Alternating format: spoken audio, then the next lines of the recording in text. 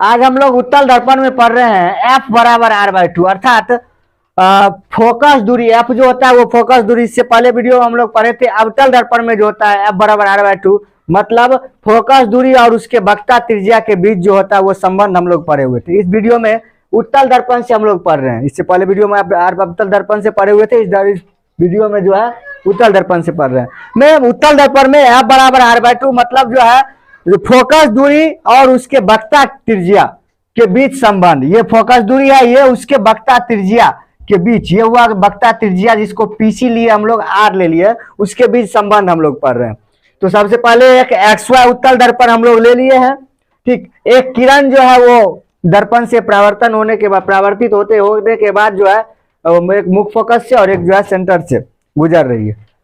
ठीक, तो पहले कुछ स्टेटमेंट लिखना होगा। इसमें लिखो स्टेटमेंट, माना कि XY एक उत्तल दर्पण है, XY एक उत्तल दर्पण है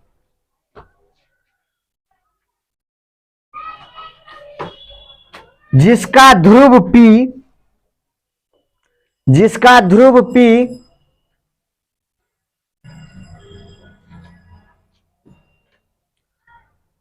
मुख्य फोकस F, ये F जो है वो उसका मुख्य फोकस है।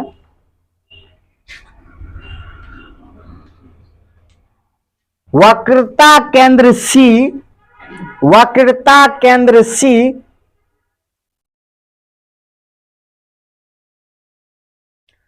तथा मुख्य अक्ष OP है।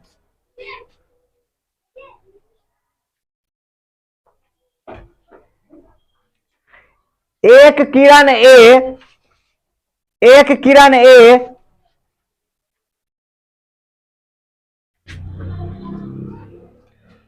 जो मुख्य अक्ष के समांतर, ये मुख्य अक्ष है, इसके समांतर, मुख्य अक्ष के समांतर अर्थात QP के समांतर हुआ, मुख्य अक्ष के समांतर दर्पण के बिंदु M से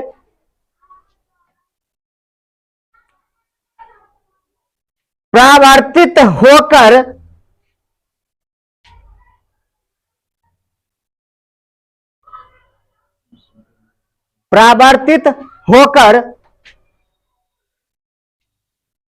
मुख्य फोकस से गुजरती हुई प्रतीत होती है, मुख्य फोकस से गुजरती हुई प्रतीत होती है।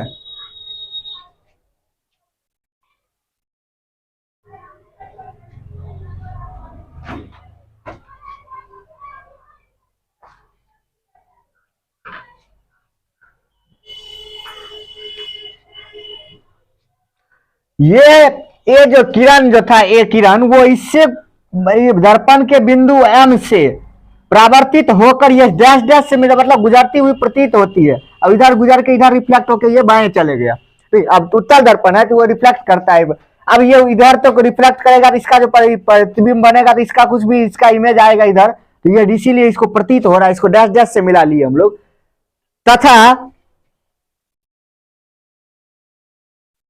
तथा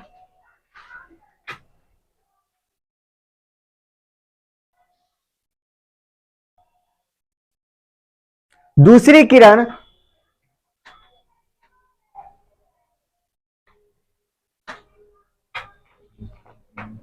C से गुजरती हुई, या वक्रता केंद्र लिखो, वक्रता केंद्र से गुजरती हुई प्रतीत होती है।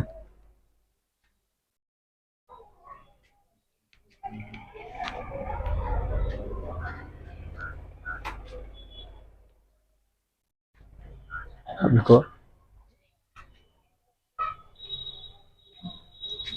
प्रकाश के परावर्तन के नियम से, अब प्रकाश के परावर्तन के नियम से, प्रकाश के परावर्तन का नियम क्या कहता है, एंगल I जो होता है एंगल R के बराबर होता है, अर्थात इंसिडेंट रे जो होता है वो रिफ्लेक्टेड रे के बराबर होता है। मतलब जो है आपतन कोण जो होता है, इंसिडेंट एंगल रिफ्लेक्टेड एंगल के बराबर होता है। मतलब आपतन कोण जो होता है वो परावर्तन कोण के बराबर होता है। आपतन कोण बराबर परावर्तन कोण। प्रकाश के यदि क्या कहते हैं दर्पण के जो है परावर्तन का पहला नियम है जो आपतन कोण बराबर परावर्तन कोण। परावर्तन का पहला नियम है आपतन कोण जो होता है परावर्तन कोण के बराबर होता है। ठीक, तो एंगल आई बराबर जो हो जाएगा एंगल आर हो जाएगा। ये हो गया तुम्हारा दूसरा पहला समीकरण। ये पहला समीकरण हो गया एंगल आई बराबर एंगल आर। फिर चूंकि ए एम पैरेलल क्यूपी, चूंकि ए एम पैरेलल क्यूपी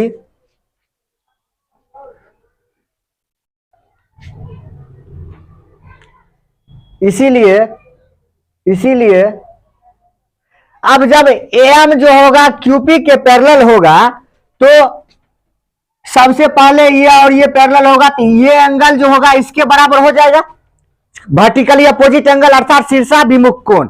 मतलब एंगल आर जो होगा ये इसके बराबर हो जाएगा और ये एंगल आई जो होगा वो एंगल सी के बराबर होगा। एंगल आई क्या होगा एंगल सी के बराबर होगा। ये किससे बराबर होगा तो क्रोस्पोंडिंग एंगल मतलब संगत कोण से बराबर होगा। क्रोस्पोंड ये अगर क्रोस्पोंडिंग ये ऊपर में है तो इधर भी ऊपर में रहेगा। यही क्रोस्पोंडिंग रूल है, क्रोस्पोंडिंग का रूल है ना। तो एंगल आई जो होगा एंगल सी के बराबर होगा क्रोस्पोंडिंग एंगल से अर्थात संगत कोण से। और एंगल आर जो होगा वो ये एंगल यहां जो एंगल रहेगा इसके बराबर है ना। तो लिख लिया एम पैरेलल क्यूपी। इसीलिए एंगल आर बराबर एंगल एफ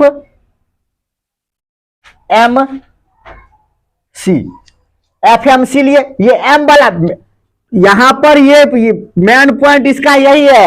मिडिल वाला जो होता है वही एंगल माना जाता है। तो मिडिल वाला एंगल वही हुआ मतलब इसके जो ये जो एफ एम है इसका मतलब एंगल आई जो है वो एंगल एम के बराबर है ना। तो ये इसको हम लोग समीकरण 2 मान लेते हैं। समीकरण 2 हो गया। ये आर जो हो जाएगा इसके बराबर होगा वर्टिकली अपोजिट एंगल से तथा एंगल आई बराबर एंगल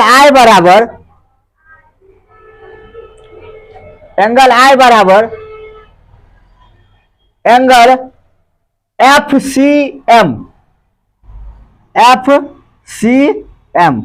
समीकरण 3 एंगल आई बराबर जो हो जाएगा एंगल एफ सी एम हो जाएगा। एंगल आई बराबर हो जाएगा एंगल एफ सी एम। वो अभी बोले एंगल आई जो होगा ये एंगल जो होगा इसके बराबर हो जाएगा ना। तो एंगल आई बराबर हो गया एंगल एफ सी एम। तो इसको इसके आगे में कोष्ठ में लिख लो शीर्षाभिमुख कोण वर्टिकली अपोजिट एंगल। ये कैसे बराबर हुआ तो तुरंत हम बोल सकते हैं ये जो है वर्टिकली अपोजिट एंगल है मतलब शीर्षाभिमुख कोण है ना। अपोजिट एंगल शीर्षाभिमुख कोण। और ये जो हुआ है ये एंगल जो हुआ इसके बराबर ये हो गया है क्रोस्पोंडिंग एंगल मतलब संगत कोण से। इसके कोष्ठ में लिख लो क्रोस्पोंडिंग एंगल मतलब संगत कोण से। देखो फिर समीकरण 1, 2 और 3 से समीकरण 1, 2 और 3 से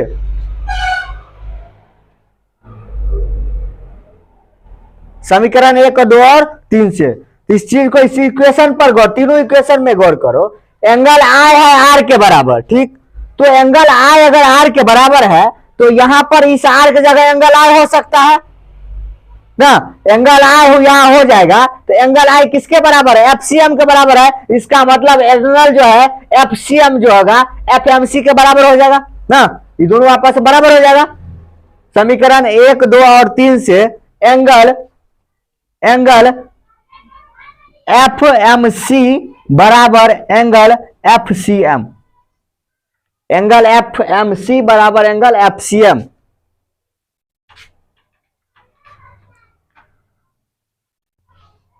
अब देखो ये अब हमको क्या पता चला यहां जो एंगल है ये एंगल और ये एंगल आपस में क्या पता चल गया बराबर हो चुका है। अब जब ये एंगल बराबर हो गया इसका मतलब ये कौन सा त्रिभुज बन गया। इसका मतलब जब ये एंगल बराबर हो गया तो ये इसका भुजा भी बराबर हो जाएगा। समद्विबाहु त्रिभुज होगा तो ये भुजा भी बराबर हो जाएगा साइड भी बराबर हो जाएगा इसीलिए इसीलिए जब एंगल बराबर हो गया इसका मतलब वो समद्विबाहु त्रिभुज है।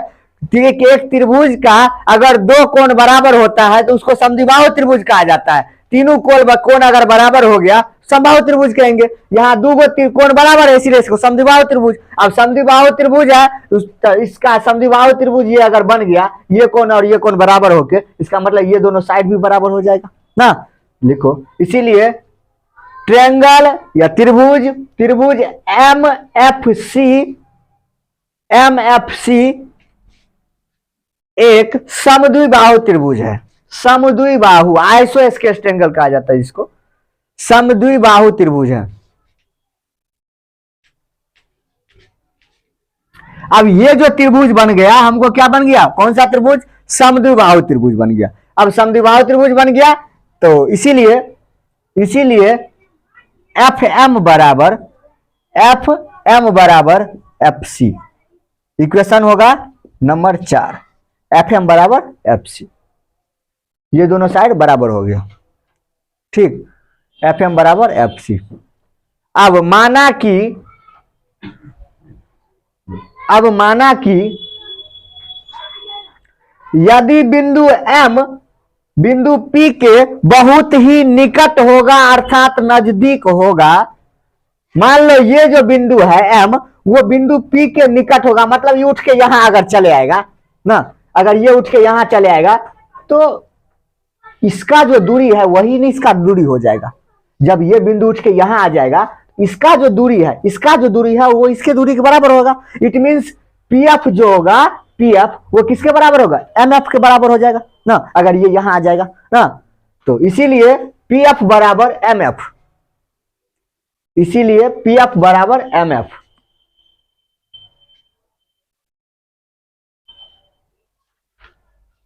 पी एफ बराबर एम एफ।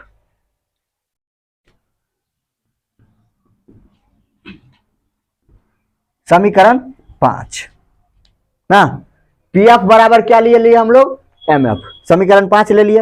अब क्या करेंगे, इसको हम लोग मिटा लेते हैं।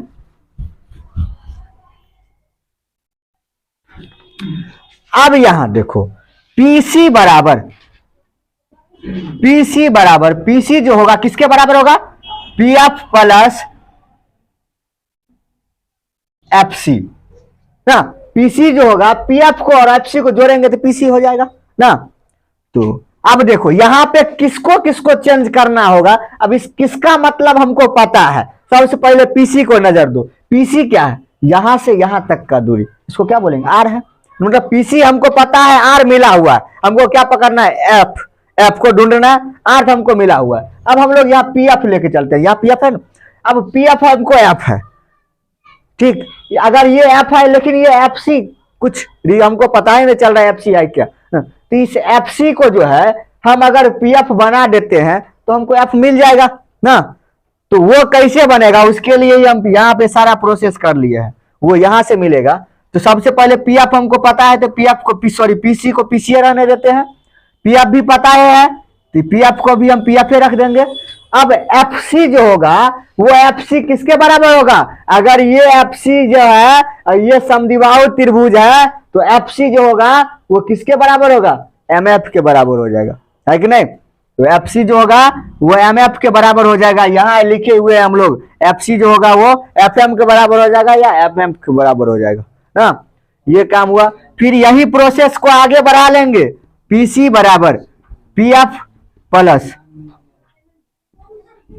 अब एम एफ क्या होगा, एम एफ किसके बराबर होगा, एम एफ जो होगा वो किसके बराबर होगा, एम एफ जो होगा वो पी एफ के बराबर हो जाएगा। एम एफ किसके बराबर हो जाएगा, पी एफ के बराबर हो जाएगा। एम एफ जो होगा वो एम एफ इसके क्या, वही अभी बोले थे, अगर बिंदु को अगर यहां ला दिया जाए तो दोनों दूरी जो होगा आपस में बराबर हो जाएगा। इसीलिए एम एफ जो होगा वो किसके बराबर हो जाएगा, पी एफ के बराबर हो जाएगा। अब पीसी बराबर 2pf होगा ना, पीसी बराबर क्या हो जाएगा 2pf। अब पीसी क्या है, पीसी क्या है आर बराबर पीएफ क्या है 2 इंटू, अब पीएफ क्या है, पीएफ का जो वैल्यू है वो एफ है। आर बराबर क्या पता चला 2f, आर बराबर 2f पता चल गया। इसीलिए एफ बराबर F बराबर R/2, यही हमको साबित करना है।